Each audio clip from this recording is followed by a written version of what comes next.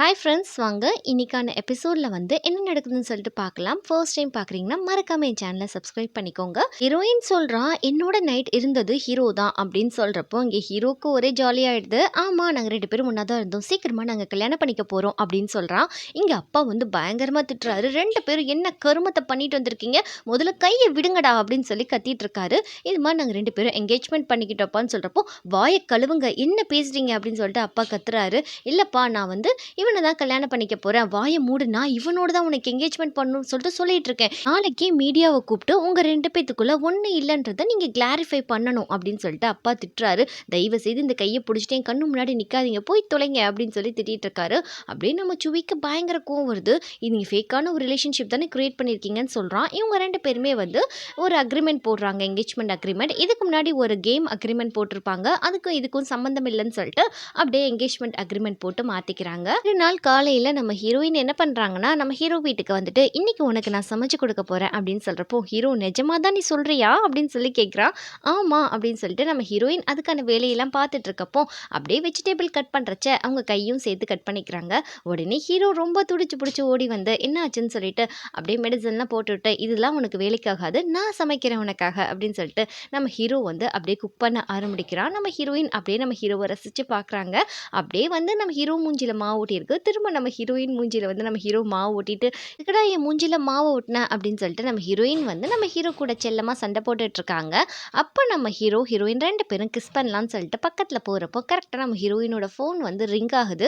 அவங்க எடுத்து பேசுகிறப்போ, இன்றைக்கி ஹீரோயினுக்கு ஒரு ஈவெண்ட் இருக்கா, அதுக்கு கண்டிப்பாக வரணும்னு சொல்கிறப்போ நான் வரேன் அப்படின்னு சொல்கிறப்போ ஹீரோ நானும் வரேன்னு சொல்கிறான். சிஇஓ வர தேவையில்லை அப்படின்னு சொல்லிட்டு ஹீரோயின் சொல்கிறா. அது ஒரு குப்பை பொறுக்கிற ஈவெண்ட் தான், பீச்சில் இருக்க அந்த குப்பைகளெல்லாம் பெருக்கிட்டு வந்தால் அதுக்கேற்ற மாதிரி கிஃப்ட் தருவாங்க.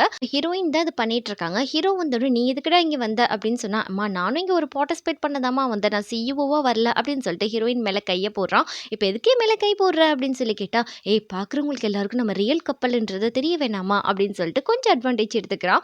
அதோட நம்ம ஹீரோயின் உட்காந்து அது மாதிரி எக்ஸ்பிளனேஷன்லாம் பண்ணிட்டு இருக்காங்க. இந்த மாதிரி நம்ம க்ளீனாக இருக்கணும்னு சொல்லிட்டு அப்படியே எல்லாரும் குப்பையெல்லாம் பெருக்கிட்டு அவங்களுக்கான அந்த ரிவார்ட்ஸ் எல்லாம் வாங்கிட்டு இருக்காங்க. ஹீரோ பங்குக்கும் நிறைய குப்பையை பெருக்கிட்டு வந்திருக்கான். ஹீரோயின் எல்லாருக்கும் ஃபேஸ் ஆர்ட் பண்ணிட்டு இருக்கா. நம்ம ஹீரோவும் உட்காந்து எனக்கும் அழகாக ஆர்ட் பண்ணி விடு அப்படின்னு சொல்கிறப்போ நம்ம ஹீரோயின் ரொம்ப க்யூட்டாக நம்ம ஹீரோக்கு பண்ணி விடுறாங்க. அப்படியே அங்கே எல்லாரும் டான்ஸ் ஆடிட்டு இருக்காங்க. அப்போ ஹீரோ வா டான்ஸ் ஆடலாம்னு சொல்லி கூப்பிட்றப்போ ஹீரோயின் இல்லை வேண்டான்னு சொல்கிறப்போ, இப்போதைக்கு ஃபேக்காக ஆடலாம், சீக்கிரமாக நம்மளுக்கு கல்யாணம் ஆகிட்டு நம்ம ரியல் கப்பலாக ஆடலாம் அப்படின்னு சொல்லிட்டு நம்ம ஹீரோயினை கூட்டிகிட்டு போய் அப்படியே விளாண்டுட்டு இருக்கப்போ அங்கே அப்படியே நம்ம ஹீரோயின் ஜாலியாக அந்த பட்டாசெல்லாம் வெடிச்சிட்டு ரொம்ப ஹாப்பியாக அவங்களோட ரொமான்டிக்காக டைம்லாம் ஸ்பெண்ட் பண்ணுறாங்க. அப்படியே பீச் ஓரமாக 2 பேருமே உட்காந்துருக்காங்க. அப்போ கரெக்டாக நம்ம சுவி கால் பண்ணுறான், வீடியோ கால். ஹீரோ இவனுக்கு ஒரு வேலையே இல்லை, என் ஆளை டிஸ்டர்ப் பண்ணுறதே வேலை அப்படின்னு சொல்லிட்டு காலை அட்டன் பண்ணிட்டு சுவி கேட்குறான், நீ எதுக்குடா ஃபோனை அட்டன் பண்ணுற, ஹீரோயின் தானே அட்டன் பண்ணும் அப்படின்னு சொல்கிறப்போ, நாங்கள் 2 பேரும் ஒன்றா தான் இருக்கோம், எங்களுக்கு எப்படி பாரு டிஸ்டர்ப் பண்ணிகிட்டே இருக்க நீ அப்படின்னு சொல்கிறப்போ, உன்னை விட நான் ஹீரோயின் கூட ரொம்ப க்ளோஸ் தெரியுமா அப்படின்னு சொல்கிறப்போ ஹீரோக்கு காண்டாகி நம்ம ஹீரோயினை கிஸ் பண்ணுறப்போ, இவன் எப்போ பாரு டிஸ்டர்ப் பண்ணுறான்னு சொல்லிட்டு ஹீரோ காலை கட் பண்ணி விட்டுறான். ஹீரோயின் கிட்ட கேட்குறான், நீ என்ன சூஸ் பண்ணுவியா, சுவியை சூஸ் பண்ணுவியா அப்படின்னு சொல்லி கேட்குறப்போ ஹீரோயின் எதுவுமே பேசாமல் இருக்கா. டக்குன்னு நம்ம ஹீரோ என்ன பண்ணுறான்னா நம்ம ஹீரோயினை கிஸ் பண்ண ஆரம்பிச்சிடறான். அப்படியே நைட்டில் 2 பேரும் ஒன்றா பீச்சில் இருக்காங்க. அதுக்கப்புறம் காலையில் வந்தோடனே 2 பேரும் கை கொடுத்துட்டு வராங்க. அப்பா சொல்கிறாரு, என்ன கன்றாவிடா பண்ணிட்டு இருக்கீங்க, கையை விட்டு தொலைங்கடா, டிஸ்டன்ஸ் மெயின்டைன் பண்ணுங்க அப்படின்னு சொல்லிட்டு இருக்கப்போ ஹீரோ கிட்ட கூப்பிட்டு கேட்குறாரு, ஏய் உண்மையாக நீங்கள் 2 பேரும் லவ் பண்ணுறீங்களா இல்லைன்னா பப்ளிசிட்டிக்காக அது மாதிரி ஃப்ரேம் உருவாக்குனீங்களான்னு சொல்கிறப்போ, இல்லைப்பா சும்மா பப்ளிசிட்டிக்காக தான் பண்ணோம், ஏன்னா தங்கச்சியோட பேர் கெட்டு போயிடும் இல்லையா அப்படின்னு சொல்கிறப்போ, இப்போதாண்டா மனசுக்கு நிம்மதியாக இருக்குன்னு சொல்லிட்டு அப்பா சொல்லிட்டு இருக்காரு. சூ பேவை பார்க்க போகிறாரு. அவங்களுக்குள்ள ஒரு சின்ன சலசலப்பு ஏற்படுது. பேவோடைய அந்த கிளப்புக்கு இவர் இன்வெஸ்ட்மெண்ட் இப்போதைக்கு பண்ண முடியாதுன்னு சொல்கிறாரு. பே கோவப்பட்டு கத்திட்டு இருக்கா. அப்போ அவருக்கு கோவம் எப்போ பாரு காசு காசுன்னு கேட்பியா, காசை விட்டு உனக்கு எதுவுமே தெரியாதா அப்படின்னு சொல்லிட்டு வாயை விட்டுறாரு. பேக்கு சரியான கோவம் வந்துடுது. அப்படின்னா உண்மையாக நான் உன்னை லவ் பண்ணலன்னு சொல்லிட்டு நீ நினச்சிட்டு இருக்கியா, காசுக்காக தான் உன் கூட இருக்கேன்னு சொல்லிட்டு நீ நினச்சிக்கிட்டு இருக்கியா, இனிமேல் உனக்கும் எனக்கும் எதுவும் இல்லை, பிரேக்கப் அப்படின்னு சொல்லிடுறா. இங்கே பேவோட கிளப்பில் அவங்க அம்மா பயங்கரமாக ஒரு லேடி கூட சண்டை போட்டுட்டு இருக்காங்க. அப்போ பே வந்தோடனே அம்மா மக 2 பேருமே பணக்காரனாக பார்த்து வளைச்சி போடுறது உங்களுக்கு வேலையா அப்படின்னு சொல்லிட்டு அந்த லேடி கேட்டுட்டு இருக்காங்க. அப்போ தான் சொல்கிறாங்க, என் ஹஸ்பண்டை உங்கள் அம்மா இது மாதிரி இன்வெஸ்டர்ஸாக இருக்காங்க, இது மாதிரி நிறைய பணம்லாம் வாங்கியிருக்காங்கம்மா அப்படின்னு சொல்கிறாங்க. சொல்கிறப்போ போலீஸ்கிட்ட போகிறேன்னு சொன்னப்போ பே வந்து நான் உங்களுக்கு பே பண்ணுறேன்னு சொல்லிட்டு அவங்க அம்மா எவ்வளோ கடன் வாங்கியிருந்தாங்களோ எல்லாத்தையுமே பே பண்ணுறாங்க. அம்மா நீங்கள் இந்த வயசில் இப்படி ஒரு வேலை பண்ணுவீங்கன்னு நினச்சி கூட பார்க்கலாமா, உங்களை நினைக்கிறப்போ அசிங்கமாக இருக்குது. இது மாதிரி நானாவது வயசானவரை லவ் பண்ணாலும் அவர் என்னை வந்து கல்யாணம் பண்ணிக்கிறேன்னு சொல்கிறாரு, நீங்கள் என்ன வேலை பார்க்குறீங்கன்னு சொன்னோடனே அம்மாவுக்கு கோவம் வந்து கன்னத்திலே ஒன்று வச்சிடுறாங்க. பேக்கு ரொம்ப மனசு கஷ்டமாக போயிடுது. அதுக்கப்புறம் அதையே நினச்சி அங்கே சொன்னதையும் நினச்சி இவ பயங்கரமாக குடிச்சிட்டு இருக்கா. அப்படியே ஒரு ஃப்ளாஷ்பேக், பே வந்து நல்லா யங்ஸ்டராக இருக்கிறப்போ அவன் ஒருத்தனை லவ் பண்ணியிருப்பா. பிரேக்கப் பண்ணதுக்கு அப்புறம் கூட அவன் வந்து சம்பாரிச்சு எனக்கு பணம் கொடுக்கணும்னு சொல்லிட்டு பேவை ரொம்ப டார்ச்சர் பண்ணியிருப்பான்.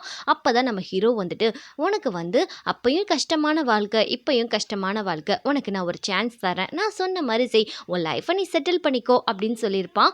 பேவும் அதுக்கு ஒத்துட்டு இருந்திருப்பான். அதுக்கப்புறம் தான் வந்து ஹீரோயினோட அப்பா கிட்ட வந்து ஜாயின்ட் ஆயிருப்பான். அப்படியே தள்ளாடி போகிறப்போ ஒரு பையனை இடிக்கிறா. அப்போ அந்த பையனை உத்து உத்து அந்த பையன் பார்த்துட்டு இருக்கப்போ பே கேட்குறா, என்ன உனக்கு பிடிச்சிருக்கா அப்படின்னு சொல்லி கேட்குறப்போ அந்த பையனும் வந்து ஆமா அப்படின்ற மாதிரி பார்க்கையில் உடனே வந்து பே என்ன பண்ணுறான்னா 2 பேரும் ஒரு ரூமுக்குள்ளே போயிட்டு அப்படியே ஒன்றா இருந்துடுறாங்க நைட்டு. அப்படியே பே காலையில் தூங்கிட்டு இருக்காங்க 2 பேரும். பே வந்து அவன் எந்திரிக்கிறதுக்கு முன்னாடி ட்ரெஸ் எல்லாம் சேஞ்ச் பண்ணிட்டு அப்படியே வெளியே ஓடி போயிடுறா. கரெக்டாக வந்து அந்த சமயம் கால் பண்ணி அம்மா சாரிம்மா 2 பேரும் ஒன்று சேர்ந்துக்கலாம், பிரேக்கப்லாம் வேணான்னு சொல்கிறப்போ ஃபோனை வச்சு தொலை, பிரேக்கப்னா பிரேக்கப் அப்படின்னு சொல்லிட்டு ஃபோனை கட் பண்ணிடுறா. இங்கே ஹீரோ வந்து என்ன பண்ணுறாங்கன்னா ஹீரோயின் 2 பேருமே அவங்க படித்த ஸ்கூலுக்கு தான் வந்திருக்காங்க. ஹீரோ சொல்கிறானுக்கு உள்ளே போகவே ரொம்ப பயமாக இருக்குது, நம்ம 2 பேரும் பிரேக்கப் பண்ணோம் இல்லையா, அப்புறம் 2 பேரும் ஒன்றா போனால் எல்லாரும் என்ன சொல்லுவாங்கன்னு சொல்லிட்டு ஹீரோ ஒரு மாதிரியாக செல்லமாக கோச்சிக்கிறான். ஹீரோயின் ஓரளவு சமாதானப்படுத்திட்டு இருக்கப்போ கரெக்டாக சுவி வந்துடுறான். நம்மளோட ஹீரோயின் பேரை சொல்லிட்டு நூனு.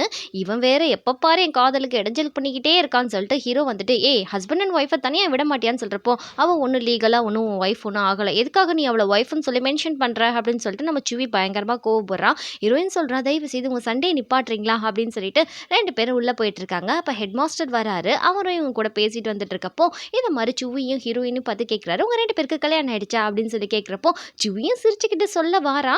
டக்குன்னு ஹீரோயினை பக்கத்தில் இழுத்துட்டு ஹீரோ சொல்கிறான், இவ என்னுடைய ஒய்ஃப் அப்படின்னு சொல்கிறப்போ ஹீரோயினுக்கு லைட்டாக ஷாக்காக தான் இருக்குது. டக்குன்னு வந்து நம்ம சுவி சொல்லிடுறான், அவங்களுக்கு கல்யாணம்லாம் ஆகலை, என்கேஜ்மெண்ட் தான் ஆயிருக்கு, அவங்க ஒய்ஃபாக ஆவாங்களான்றதே சந்தேகம் தான் அப்படின்னு சொல்கிறப்போ ஹெட் மாஸ்டருக்கு தெரிஞ்சு போச்சு, வேறு ஏதோ ஒரு விஷயம் போகுதுன்னு சொல்லிட்டு அப்படியே உங்கள் ஸ்கூலெல்லாம் சுற்றி பார்த்துட்டு இருக்கப்போ அவங்களோட மியூசிக் கிளாஸ்க்கு வராங்க. இங்கே ஹீரோயின் பியோனோ வாசிக்க, நம்ம ஹீரோ வயலன் வாசிக்க, அப்படியே நம்மளோட சுவி வெளியே நின்று இதெல்லாம் பார்த்துட்டு இருக்கான். அப்படியே இவங்க 2 பேரும் வாசிச்சுட்டு இருக்கப்போ அப்படியே நம்ம ஹீரோயின் ஒரு ஃப்ளாஷ்பேக் போகிறா. இதே மாதிரி தான் அவங்க வந்து மியூசிக் கிளாஸில் அவங்க படிக்கிறப்போ வாசிச்சுட்டு இருந்திருப்பாங்க.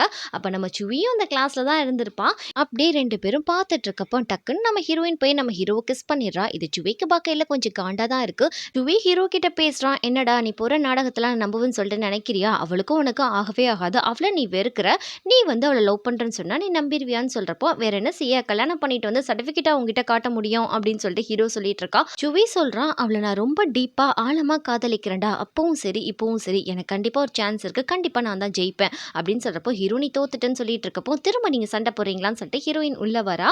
அப்படியே அங்கே ஒரு பையன் வந்து வயலன் வாசிச்சிட்டு இருக்கான். இதை பார்க்குறப்போ நம்ம ஹீரோயின் அப்படியே வந்து ஃப்ளாஷ்பேக்கு போகிறாங்க. இதே மாதிரி தானே ஹீரோ வாசிச்சுட்டு இருக்கப்போ அவங்க மைக்கு முன்னாடி எல்லாத்தையும் சொல்லி வளரிருப்பாங்க.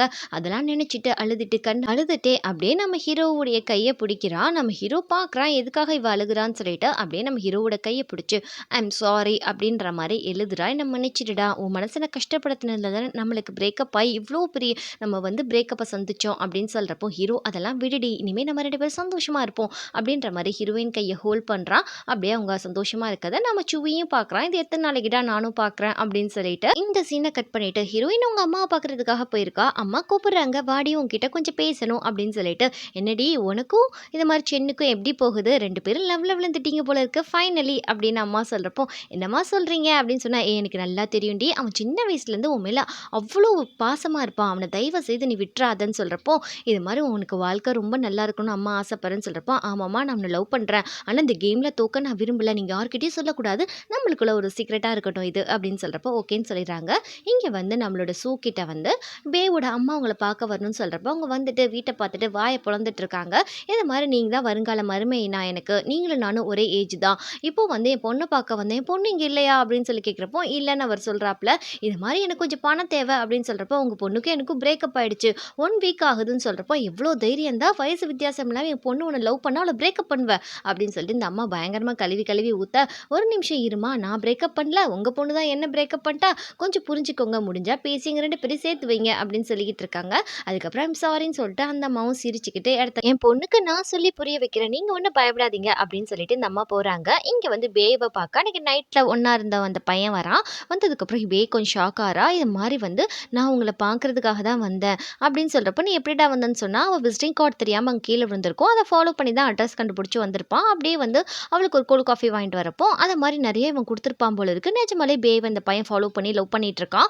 இதெல்லாம் தூக்கி போட்டு நீ என்ன பண்ணுற அப்படின்னு சொல்லி கேட்டா, நிஜமாலே உங்களை லவ் பண்ணுறாங்க அப்படின்னு இவன் சொல்கிறான். நீ என்ன பண்ணுறன்னு சொல்லி கேட்டா, இப்போ தான் நான் கிராஜுவேட் முடிச்சுட்டு நான் ஒரு இன்ஜினியராக வேலை செய்கிறேன் ஆஃபீஸ்ன்னு சொல்கிறப்போ, நீ ரொம்ப குட்டி பையன்டா, உனக்கு என்ன எக்ஸ்பீரியன்ஸ் தேவை, நான் ஆல்ரெடி எனக்கு ஒரு பாய் ஃப்ரெண்ட் இருக்கான், அதனால நீ போய் உன் வேலையை பாருன்னு சொல்லி இவனை அனுப்பி விட்றப்போ கரெக்டாக அந்த இடத்துக்கு சூவும் வராரு. 2 பேரும் ஒரு கிராஸாக மீட் பண்ணிக்கிறாங்க. அப்படியே வந்து நம்ம பே கிட்ட அந்த பையன் யாரு, எதுக்காக வந்துட்டு போகிறான், சரி அதெல்லாம் விடு, என்னை மன்னிச்சிட்டு நம்ம 2 பேரும் ஒன்று சேர்ந்துக்கலாம் ப்ளீஸ் அப்படின்னு சொல்கிறப்போ, உங்கள் மேலே தான் எனக்கு லவ் இல்லையே, பணத்து மேலே தான் லவ்னு சொல்லிட்டீங்க, அதுக்கப்புறம் லவ் எப்படி உண்மையாக இருக்கும், நம்மளுக்குள்ள ஒன்றும் இல்லை, நீங்கள் இடத்த காலி பண்ணுங்கன்னு சொல்கிறப்போ இந்த மாதிரி மோதிரத்தை கொடுத்து ப்ரப்போஸ் பண்ணுறாரு. நான் உன்னை கல்யாணம் பண்ணிக்கிறேன், இப்பயாவது என்ன நம்புறியாமா ப்ளீஸ்மான்னு சொல்கிறப்போ அப்படியே இவன் மனசு உருகி போயிடுறா. இந்த சீனை கட் பண்ணிட்டு மறுநாள் வந்து நம்ம பேக்கு ஒரு மாதிரி குமட்டிக்கிட்டு வருது, வாமிட் வர மாதிரி. அப்போ பக்கத்தில் இருக்க அசிஸ்டன்ட் சொல்கிறான், ஒருவேளை நீ ப்ரெக்னெண்ட்டாக இருக்கியோ அப்படின்னு சொல்கிறப்போ பேக்கு கொஞ்சம் டவுட்டாக இருக்குது. அப்படியே ஹாஸ்பிட்டல் போய் வந்து அல்ட்ரா ஸ்கேன் பண்ணி பார்க்குறா. அவள் ப்ரெக்னெண்ட்டாக தான் இருக்கா. அவள் யோசிக்கிறா, நானும் சூவும் ஒன்றா இருக்கையில் நாங்கள் டேப்லெட்ஸ் போட்டுக்கிருவோம், அவன் கூட இருக்கையில் தான் நான் டேப்லெட்ஸ் போடலை, ஒருவேளை இது அவன் குழந்தை தான் அப்படின்றத கன்ஃபார்ம் பண்ணிவிட்டு அப்படியே குழம்பி போய் உட்காந்துட்டு நான் அபார்ஷன் பண்ணணும் அப்படின்னு சொல்லிட்டு நர்ஸ்கிட்ட சொல்கிறப்போ, இதுக்கு நான் விட மாட்டேன் அப்படின்னு சொல்லிட்டு சூ சொல்லிட்டு இருக்காரு. வா போலாம் அப்படின்னு சொல்லிட்டு கையை பிடிச்சி கூட்டிகிட்டு போகிறாரு. அப்படியே 2 பேரும் உட்காந்து பேசிகிட்டு இருக்காங்க. என் குழந்தை எப்படி நீ அபார்ட் பண்ணலான்னு நினைக்கிறான், இது மாதிரி எனக்கு ஒரு சான்ஸ் கொடு அப்படின்னு சொல்கிறப்போ, எனக்கு சின்ன வயசு தான், ஆக்சிடென்ட்லாம் நடந்த இதை நான் பெற்றுக்கணும்னு சொல்லிட்டு நினைக்கல அப்படின்னு சொல்கிறப்போ, நீ ஒன்றும் கவலைப்படாத, நான் வந்து என் மொத்த ஷேரையும் உனக்கே கொடுத்துட்றேன், நான் வந்து இளமையில் இருக்கிறப்ப ஃபேமிலி கூட டைம் ஸ்பெண்ட் பண்ணல, இப்போ எனக்குன்னு ஒரு ஃபேமிலி கிடச்சிருக்கு, கண்டிப்பாக நான் உங்க கூட டைம் ஸ்பெண்ட் பண்ணுவேன், கொஞ்சம் யோசின்னு சொல்கிறப்போ, இது மாதிரி உங்கள் பொண்ணு ஒத்துக்க மாட்டாளே, அந்த வீட்டுக்கு வந்தாலே நான் அடிப்பாளேன்னு சொல்கிறப்போ, அதெல்லாம் நான் பார்த்துக்கிறேன்னு சொல்லிட்டு அப்பா என்ன பண்ணுறான்னா, பொண்ணு ஒரு ரெஸ்டாரண்ட் கூப்பிட்றப்போ, எனக்கு ரொம்ப சந்தோஷமா இருக்குப்பா, நான் ரொம்ப நாள் கழிச்சு நம்ம 2 பேரும் ஒன்றா சாப்பிட்றோம் அப்படின்னு சொல்கிறப்போ, அப்பா தயங்கிக்கிட்டே சொல்கிறாரு. இதை மாதிரி வந்து பே ப்ரெக்னெண்ட்டாக இருக்காமா, நம்ம வீட்டுக்கு அவள் வரப்போறா அப்படின்னு சொல்கிறப்போ, உனக்கு ஒரு குட்டி தம்பி பாப்பா வரப்போறான்னு இவர் சொல்லிட்டு இருக்காரு. என்னப்பா பேசுறீங்க, இது ஒரு காலமும் நான் அக்செப்ட் பண்ணிக்கவே மாட்டேன், சந்தோஷமா எங்கள் அப்பா என்னை சாப்பிட கூப்பிட்றாருன்னு சொல்லிட்டு வந்தேன், நீங்கள் இப்படி பேசுவீங்கன்னு நினச்சி கூட பார்க்கலப்பா, நீங்கள் சரியான செல்ஃபிஷ், என்னையும் எங்கள் அம்மாவையும் மறந்துட்டீங்க அப்படின்னு சொல்லிட்டு இவ போகிறப்போ இவருக்கு பயங்கரமாக கோவம் வருது. அப்படியே வந்து ஹீரோயின் ரொம்ப டல்லாக அழுதுகிட்டு இருக்கா. இதை பார்த்த ஹீரோ வந்து சமாதானப்படுத்திட்டு இருக்கா. நீ எதுக்கு இப்படி இருக்குன்னு சொல்லிட்டு எனக்கு நல்லாவே தெரியும்னு சொல்கிறப்போ, எங்கள் அப்பா முன்ன மாதிரி இல்லை, ரொம்ப மாறிட்டாரு, அதை நினச்சா எனக்கு மனசு கஷ்டமாக இருக்குன்னு நீங்கள் ஹீரோயின் சொல்கிறா. சரி விடு, உனக்காக எப்பயுமே நான் இருப்பேன் அப்படின்னு சொன்னோடனே இங்கே ஹீரோயினுக்கு ரொம்ப சந்தோஷமாக ஆகுது. ஆனால் ஹீரோ என்ன பெருசாக ஆப்பு வைக்க போகிறான்னு தெரியல பின்னாடி. அப்படியே வந்து ஆசையாக வந்து ஊட்டிலாம் விட்டுட்டு இருக்கான். ஹீரோயினும் ரொம்ப சந்தோஷமாக சாப்பிட்றா. அப்படியே வந்து பேவோட அம்மா கால் பண்ணி சொல்கிறாங்க, அந்த வீட்டுக்கு நீ போறடி, அந்த சரியான வாயாடி அந்த அம்மாவும் வர உனக்கு சப்போர்ட்டா, அப்போதான் அவளை சமாளிக்க முடியும்னு சொல்கிறப்போ, இவளும் வந்து யோசிச்சு சொல்கிறேம்மா அப்படின்ற மாதிரி சொல்கிறா. மறுநாள் காலையில் பார்த்தா இவங்கெல்லாம் வீட்டுக்கு வந்துட்டாங்க.